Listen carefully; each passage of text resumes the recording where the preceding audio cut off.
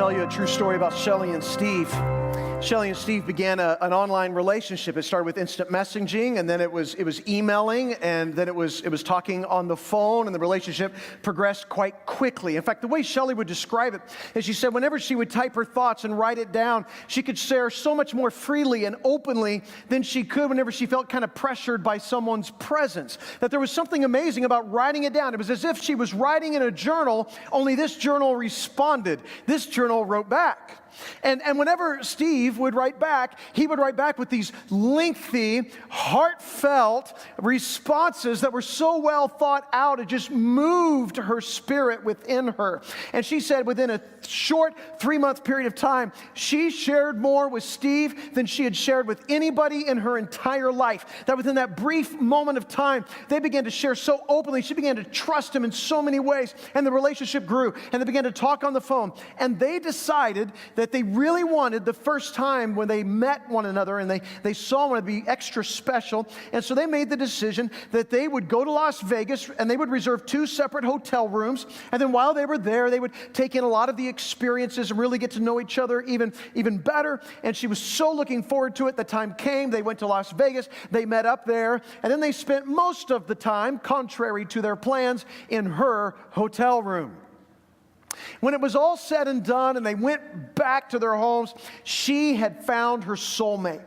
She was engaged, and she wrote the most heartfelt, longest email she had ever written to Steve, and she sent it his way. She was so in love. She looked forward to their future together, and then there came this one hitch. He never wrote back. Not one word, not one response. And she was devastated.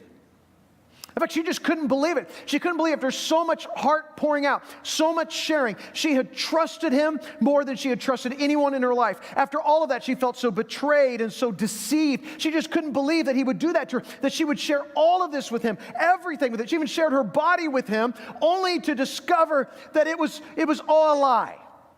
There was nothing to it. And what happened to her, with the wounds and the hurt and feelings of betrayal, and is the same thing that's being repeated day after day, time and time again. It's not the same story, it's not the same circumstance, it's not the same situation, but the results are the same. People who don't really know each other, and yet they've done so much in their relationship, they feel wounded as a result. They feel hurt because of what has happened.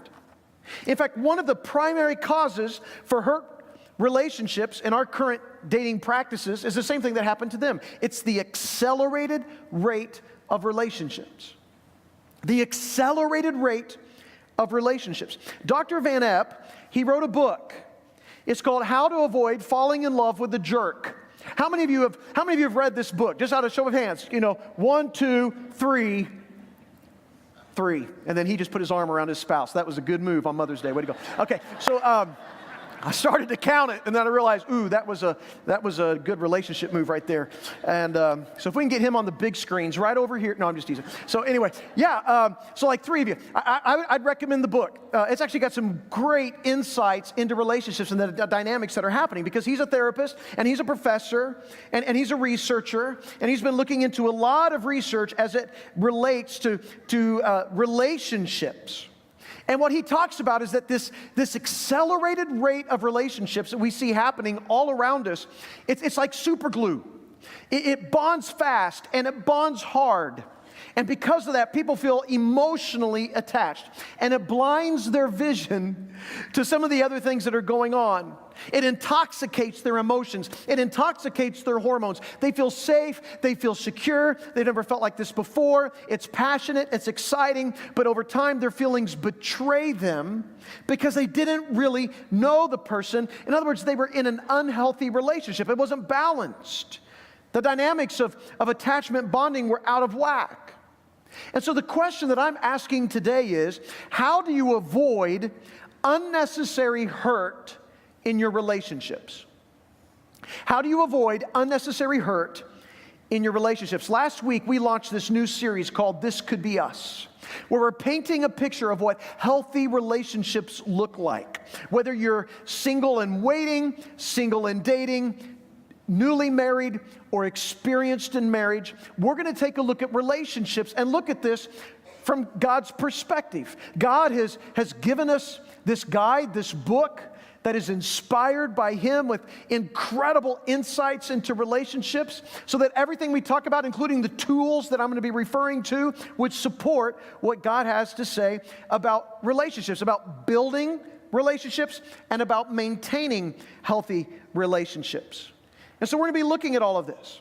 So moms, this is kind of my gift to you, because I have learned through the years that moms tend to really care about relationships. At least typically that's the case. They care about relationships. So much so that they're bothered when it's not quite right, and they'll bring stuff up and makes us all feel a little uncomfortable at times.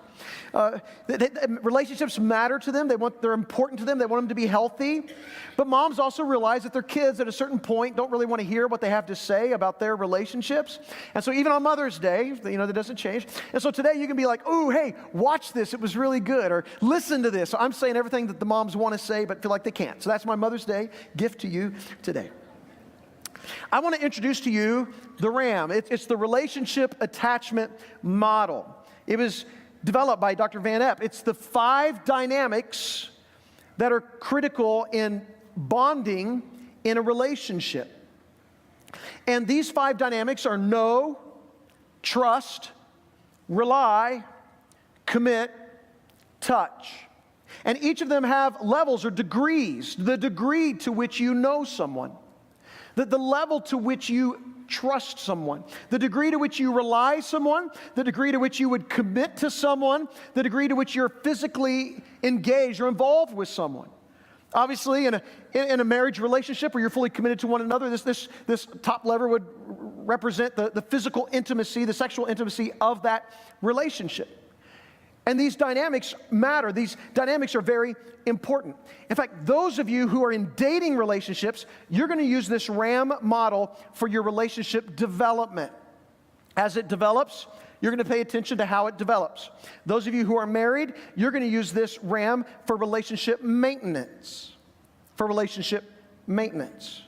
And so those of you who are dating and want to be in a safe and healthy relationship, you never go further in one bonding area than you've been in a previous bonding area. That means you would never come up here and say, "I'm going to trust someone that you do not yet know." The order matters. In a dating relationship, you want to make sure you're progressing through these in the proper order, beginning with know, developing all the way to touch. And so this order matters. Those of you who are becoming physically engaged with someone, you would never want to do that before you are committed and they are committed to you in a committed marriage relationship. And so that's kind of what the RAM model is demonstrating for us.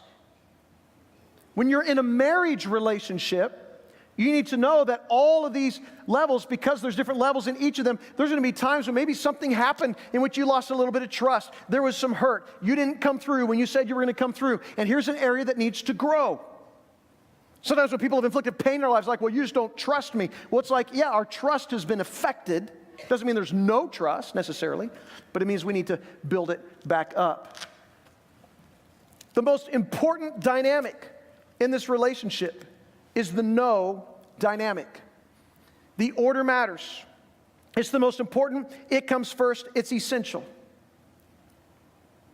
There was a national study that was done on dating and marriage. And what it reported is that young people who were single and dating in their 20s, that for those people who got involved in physical relationships, that these couples who were involved sexually with one another early on in their relationship approached it in one of 2 ways. Dr. Van Epp talks about the research which says for some, they approached it with casual sex. It meant there was no commitment beyond the sexual relationship. There was no commitment. The others approached it from a perspective of love and relationships, which meant the relationship was important to them. They wanted to feel mutually exclusive. They wanted to have physical relationships with someone that they knew. So the obvious question they asked the couples, well, how long does it take to get to know somebody? And the responses were a little bit surprising because in our current dating practice, many of the responses said, well, it takes several weeks to get to know somebody. Some people says it might take like 3 dates. I mean, at least 3 dates to get to know someone. I'm just going to ask you guys, you be the experts. Can you get to know somebody in a matter of weeks or 3 dates? Yes or no? Okay, I agree with you. It is impossible to know somebody in that short time frame. In fact, Dr. Van Epp made it very clear that just because you feel like you know somebody doesn't mean you actually know them. It's impossible. He cited another study, and this study was done over a 20-year period of time. And what they found in that study is that 50% of all relationships, dating relationships, half of them end after 3 months, 90 days. 50% of them end after 3 months. Why? Because it takes at least 3 months to even begin to see the true colors.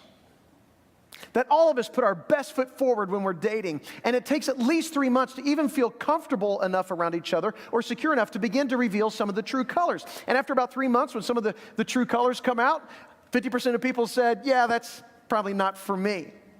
And so if we have a culture where we're engaged physically, way before that 3-month mark, there's going to be some serious breakups. There's going to be damage to emotions and to hearts.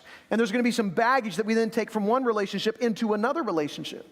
It's important that we allow the pace of the relationship to slow down so we can get to know one another. In fact, some studies revealed that couples who knew each other for 2 years before they got married, they just knew each other. Didn't mean you had to be dating that long, but they knew each other for 2 years before they got married, were far less likely to divorce than those who knew each other less than 2 years. And the question was why? Why is that the case? Because getting to know someone takes time. In fact, some researchers at the University College of London found that feelings of love lead to a suppression of the activity in the brain that leads to critical thought. Now, you know this because we all say this phrase, love is blind. Because when our emotions come into play, when the feelings and passion, excitement of love come into play, people start kind of turning off their brain. And what happens is they start overlooking areas that you need to be paying critical attention to when you're dating. Areas that you should not overlook, but people often do. And the reason they overlook it is because of these feelings, these emotions of love. They start engaging the heart and they stop using the brain. It's essential that you use both. In fact, I'll say this, what is beneficial in marriage can be detrimental in dating. In marriage, it's very important that you are committed to one another because we have shortcomings, weaknesses, immaturity, selfishness where God's growing us. There in marriage, there is hardship and hurt and pain. We've got to be committed to one another to help us through those seasons, through those moments, because it gets better. It gets way better. In fact, closer intimacy can develop when we're committed to one another. That's critical in marriage, but that's not so important in dating. You're not committed and loyal no matter what in dating. You're using that opportunity to really get to know someone. Your commitment level is not going to be where your knowledge level is in dating. It's important to understand what you're going to get. You can't just follow the heart. You've got to engage the mind. You see, the first and most important bonding dynamic in healthy relationships is to know. It's getting to know. Know is the cornerstone of all the other bonding ingredients. Everything flows from that dynamic. It's even what the Bible teaches. That over time, a person's true colors will be revealed. It will come out. It's actually biblical that it takes time to produce fruit. Let me give you a scripture on this. Matthew 7, verses 15 through 20. It says, watch out for false prophets. They come to you in sheep's clothing, but inwardly they are ferocious wolves. By their fruit, you will recognize them. Do people pick grapes from thorn bushes or figs from thistles? Likewise, every good tree bears good fruit, but a bad tree bears bad fruit. A good tree cannot bear bad fruit, and a bad tree cannot bear good fruit. Every tree that does not bear good fruit is cut down, thrown into the fire. Thus, by their fruit you will recognize them. What Jesus reveals in this text is the same process that is used to identify a false prophet, is the same process that's used to identify a false relationship. You base it on the fruit that is produced. Now, they may appear for a while to be good, wearing sheep's clothing. But over time, their true character is going to be revealed. And it's the same thing is true in dating. You know, two trees can look very similar. And sometimes for two trees, they may look very similar, but it's when they produce their fruit that the differences are obvious. Over time, the fruit of our behaviors, our attitudes, our emotional responses, our thought processes, our actions, it's all going to surface. It all comes out over time. It takes time for it to produce. It reminds me of when Jesus told the parable of the weeds and the wheat. You know, the farmer went and he sowed wheat in his field. And at night, an enemy came and he sowed weeds among the wheat. And the type of weed he used was a weed that looks exactly like wheat. It was not until the wheat sprouted that the farmer noticed the difference and realized an enemy came and sowed weeds in with our wheat. And the point of the parable is Jesus says, look, wait for me at the end of time, at the second coming. There I will sort it all out. I will separate the weeds from the wheat. I will bring judgment and condemnation. I will take care of this. You allow me to do that at the end of time. But there's another principle that's also being revealed, that it takes time to produce fruit. It takes time for real character to come out, to be able to see what it really is. And that principle is really important. It took time to notice the difference. Because how many people have wandered into a dating relationship and the person they're dating looks like wheat? They look like wheat because they're so sweet. That's why. See, they're sweet wheat. They're sweet wheat. That's what it's like. So what do? They go into hyperspeed. The relationship goes into hyperspeed because this is sweet wheat. But the problem is, once it goes into hyperspeed and time passes, they find out this person's not wheat, this person's a weed. You do not want to be in hyperspeed with a weed. Don't get in hyperspeed with a weed. That's the point. You got to give time for the plant to bear its crop, a tree to bear its fruit, a relationship to go through several seasons of experience so you can see what it produces. That's all a part of getting to know somebody. It takes time. In fact, I want to give you 3 ingredients today that is required to know someone. And you may be married today, and I'm going to be honest. Last week, I probably leaned a little bit more into marriage, and I also talked to singles. Today, I'm probably leaning more into singles and talking a little bit about marriage. But if you're married, I want you to take everything you hear today and apply it to your situation, to where you are right now. If you're single, I want you to take everything I say and apply it to your situation right now. You may be married and feel like, man, a lot of this doesn't apply to me, but surely it applies to your children or your grandchildren or other people that you're going to be investing in and mentoring. Maybe you're a life group leader. You need to think about how this can be applied to your life. There are 3 T's to getting to know someone. And the first T is time. This is what we're talking about. It takes time to get to know somebody. To fully know someone requires many experiences over a long period of time. There's no shortcuts to this. Now, ultimately in marriage, that's when you really come to know someone. In fact, in the Hebrew Scriptures, the word that was used of a husband and wife who really came to know one another, it was the word know. In fact, the Scriptures say that Adam knew his wife Eve and she conceived. Well, we know what that means. He knew her in this way, in physical sexual intimacy between a husband and his wife. In that marital relationship, it was deeply connected. He knew her. So there are degrees of knowing, and obviously in a marriage relationship, that's when we know someone. The most is in that relationship, which is critical. But I also want to say to married couples that one of the number one complaints when it comes to married couples is one of the people in marriage that they don't feel understood. It means they don't feel known. They don't feel heard. Which means you can't be like, oh, I came to know them and check it off the list. Know is something you have to maintain in a relationship. Things happen. We change. We go through hardships and experiences, and you have to work to really know someone. And so if you're married, it's critical. What are some ways you can get to know better?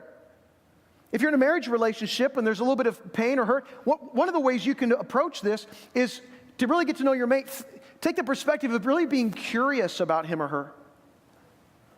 Just having the attitude of curiosity will help you know them better. Be curious about how they feel and what they think and how they're doing and what they're experiencing. Show curiosity so that even when you go through a moment when maybe they're upset with you because they feel like you didn't do something you should have done, instead of getting defensive, be like, well, maybe we should be curious and say, well, why do you feel that way? What's making you feel that way? And just the curiosity in your attitude will help them feel heard or understood or listened to, which will help them feel known. In our marriage relationships, we have to maintain that. In our dating relationships, we have to develop that. One of the ways that you can get to know somebody is not just by time with them, but also by talking, through talk. This is called self-disclosure. This is what we call communication. In a relationship, communication is what allows you to be drawn together intimately. And conflict resolution is what allows you to be drawn back together once there's been hurt or pain in the relationship. Communication, conflict resolution, that's often what counselors are helping all of us learn how to do better, to communicate better, conflict resolution better, so we stop doing damage and hurt to the relationship, because they're so important. You need, if you're in a dating relationship, to know, do we communicate well together, but also can we do conflict resolution together? Can we do that in a healthy way? And the reason that is so important is because whatever problems exist there in your dating relationship, they become magnified in your marriage relationship. In fact, I'll even say this, and I'm not the one that originally said this, so I'm actually quoting somebody. How dating behaviors translate into marriage behaviors is this: the good doesn't always last, and the bad usually gets worse. Aren't I filled with great news today?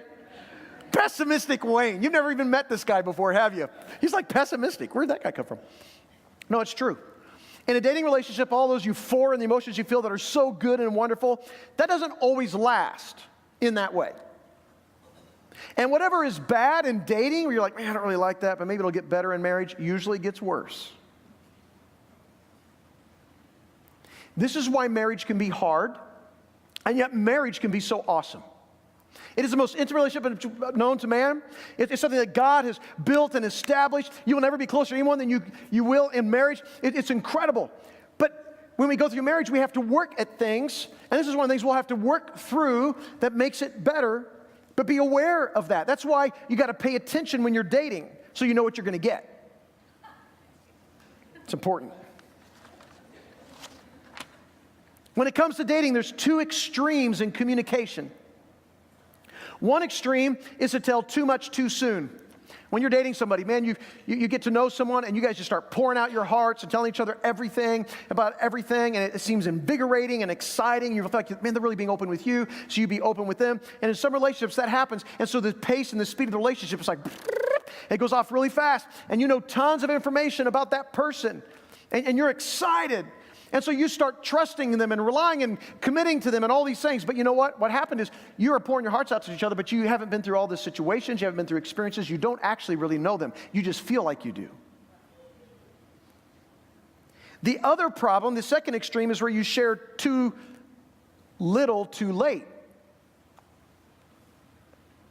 I've actually been in premarital coaching sessions with couples who are about to get married.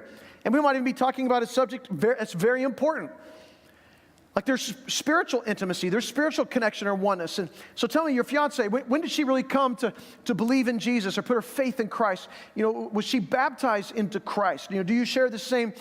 So we'll be talking about that. And sometimes you'll get a guy who's like, I don't know, we've never even talked about that. You know, you're a Christian, right? You know, they're kind of having that conversation there. And that's awkward because you're going, you have shared too little, too late.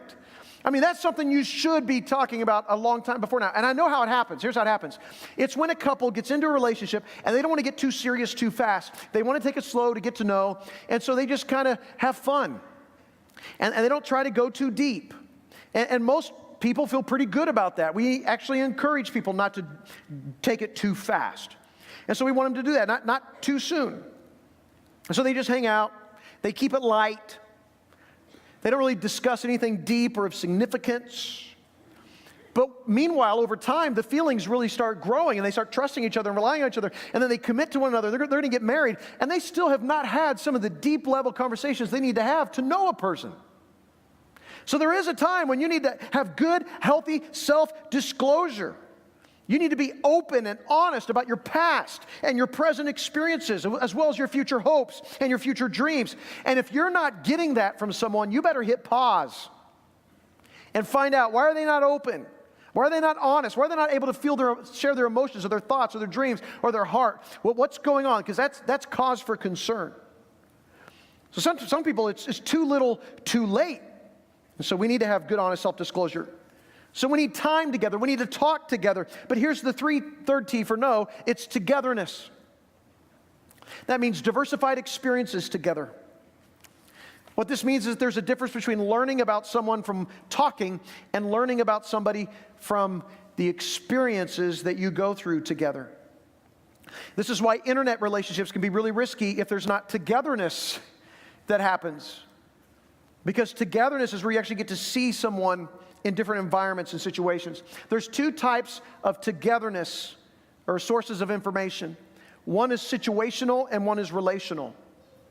Situational is when you get to observe how someone deals with a variety of situations. What are they like in those situations? And relational is, how do they make you feel in the relationship?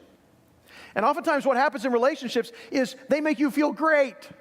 You are in love and they love you. You've never felt this way before. They never have either. And so relationally, you feel amazing. You feel great. But don't stop listening to situational, because situational actually trumps relational. What I mean by that is you can be in a relationship where you are head over heels for this guy and you love him big time and you feel so loved by him. But when you've observed the way he treats his mom and interacts with her, he treats her with contempt or disrespect. On Mother's Day, he doesn't hardly notice her or show attention to her. You better pay attention to that, because over time, that's going to be you. He's head over heels for you right now, but when you enter into that domain of closeness of his relationship, he may be really healthy and good with other people, but not so much with you. You better pay attention to that. That's what togetherness will do. It allows you to watch people in situations and experiences so you can learn something about them. So take it slow and get to know. This is so critical.